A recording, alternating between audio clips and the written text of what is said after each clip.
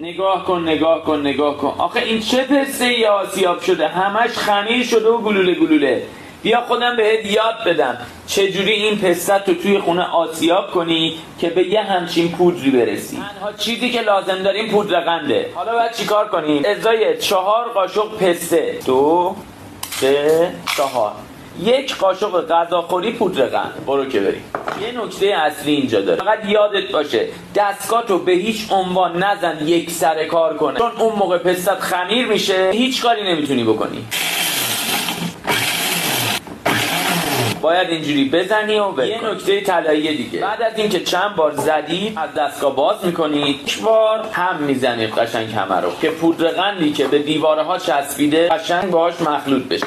به این صورت پودر پسته ما آماده میشه. اینم یه پودر پسته عالی و درجه 1 به همین پودری، به همین راحتی. حالا اگه دنبال اینه که این فوتوفنا و این نکات ریز شیرینی سنتی رو یاد بگیری، حتما یه سر به پیجمون بزن.